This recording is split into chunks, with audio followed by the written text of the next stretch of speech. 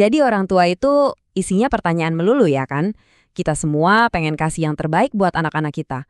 Tapi terbaik itu sebenarnya apa sih? Di luar urusan nilai bagus di sekolah atau piala-piala olahraga, warisan apa yang sebenarnya pengen banget kita tanamkan di dalam diri mereka? Nah, dalam beberapa menit ke depan, kita bakal coba bedah bareng-bareng beberapa ide keren tentang gimana caranya menanamkan nilai-nilai yang mendalam dan rasa kebersamaan pada anak-anak kita. Oke, biar gampang, bayangin aja ini kayak perjalanan. Kita bakal mulai dari intinya dulu, dunia batin si anak, terus kita gerak keluar, ngelihat gimana hubungan mereka sama orang lain, dan akhirnya gimana mereka bisa nemuin tempatnya di dalam sebuah komunitas. Udah siap? Yuk kita mulai dari lingkaran yang pertama. Semuanya itu berawal dari satu pertanyaan mendasar yang mungkin diam-diam sering kita tanyain ke diri sendiri. Dari semua hal di dunia ini, apa sih yang paling kita inginkan buat anak-anak kita? Nah, saya mau nanya nih ke Anda. Ada sebuah studi yang nanya ke para orang tua, kualitas apa sih yang paling mereka harapkan dari anak-anaknya? Coba tebak, kira-kira berapa persen yang jawabannya rajin belajar? Coba aja tebak angkanya. Jawabannya cuma 3%.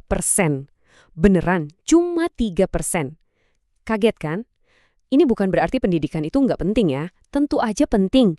Tapi ini nunjukin kalau jauh di lubuk hati kita, sebenarnya ada sesuatu yang kita anggap jauh, jauh lebih berharga. Jadi, apa dong yang paling penting? Ternyata jawabannya adalah karakter. Kita itu pengen banget anak-anak kita jadi orang yang jujur, punya akal sehat, dan bisa mengambil keputusan yang baik. Ujung-ujungnya, ini bukan soal apa yang mereka capai, tapi soal siapa diri mereka nantinya. Keinginan buat menanamkan karakter inilah yang membawa kita ke inti dari pembahasan kita, konsep kebutuhan plus satu. Idenya tuh sebenarnya sederhana, tapi kuat banget. Ini tentang gimana caranya kita sebagai orang tua menanamkan nilai-nilai kita dan menghubungkan anak-anak dengan sesuatu yang lebih besar dari diri mereka sendiri. Kasih mereka semacam kompas moral dan rasa memiliki. Oke, sekarang kita masuk ke lingkaran pertama. Dunia batin si anak. Gimana sih cara mereka mandang diri sendiri? Ternyata, suara yang ada di kepala mereka itu seringkali berawal dari suara kita loh. Setiap kata-kata penyemangat, setiap kritik, setiap pesan yang kita sampaikan soal betapa berharganya mereka, itu semua jadi semacam rekaman yang terus-terusan mereka putar ulang di kepala. Artinya apa? Artinya, kita sebagai orang tua punya kekuatan buat jadi penulis utama dari cerita positif di benak mereka. Cerita ini kena banget ya. Momen ketika seorang ayah dengar anaknya sendiri bergumam kata-kata negatif tentang dirinya. Saya bilang saya bodoh. Nah, disitulah momen krusialnya. Si ayah punya kesempatan buat masuk, buat membalikan narasi itu, dan menggantinya dengan pesan yang positif. Itulah kekuatan sekaligus tanggung jawab kita sebagai orang tua. Begitu seorang anak punya pandangan yang sehat tentang dirinya sendiri, lingkarannya mulai melebar nih. Mereka sekarang jadi lebih mampu untuk melihat dan peduli sama orang lain. Empati itu bukan sesuatu yang kita ajarkan lewat ceramah, tapi sesuatu yang mereka tangkap lewat pengamatan sehari-hari. Perbandingan ini kuat banget dan sumbernya bikin kita merenung. Data ini datang dari studi tentang orang-orang yang mempertaruhkan nyawa mereka buat menyelamatkan orang Yahudi selama Holocaust. Perbedaannya jelas sekali. Orang tua dari para penyelamat itu mencontohkan rasa peduli dan toleransi dalam hidup mereka. Jadi ini bukan soal apa yang mereka katakan, tapi soal apa yang anak-anak mereka lihat setiap harinya. Anak-anak kita itu pengamat yang jeli banget. Mereka lihat cara kita memperlakukan pelayan di restoran. Mereka dengar nada suara kita waktu ngomongin tetangga. Mereka ngerasain gimana cara kita ngadepin stres. Ceramah dan nasihat mungkin bakal dilupakan. Tapi nilai-nilai kita yang sesungguhnya, yang kelihatan dari tindakan-tindakan kecil ini, itulah pelajaran yang akan mereka bawa seumur hidup. Oke, kita lanjut ke salah satu bagian yang paling menantang.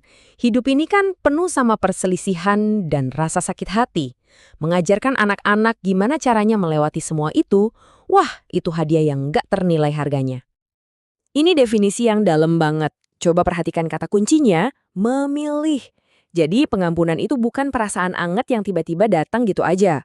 Pengampunan itu adalah sebuah keputusan sadar dan kadang sulit banget untuk melepaskan hak kita buat benci dan sebaliknya kita memilih untuk memberikan kebaikan.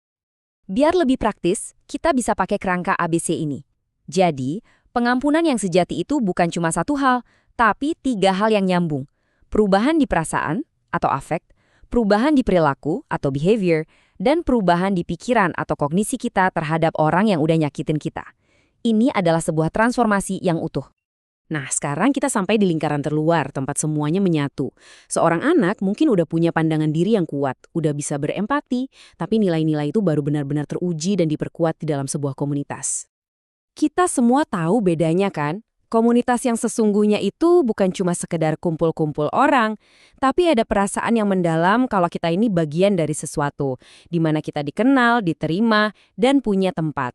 Inilah obat paling ampuh buat rasa terasingkan. Kadang-kadang, satu cerita nyata bisa ngejelasin sebuah ide jauh lebih baik dari ribuan definisi. Nah, cerita berikut ini adalah contoh sempurna gimana pandangan diri, empati, dan komunitas itu bisa menyatu dalam satu pilihan yang sederhana. Coba bayangin adegan ini. Ada lomba balap karung di acara piknik. Timnya David lagi di posisi pertama, Didit lagi menang.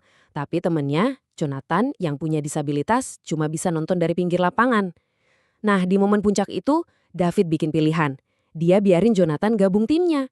Akhirnya, mereka kalah lomba.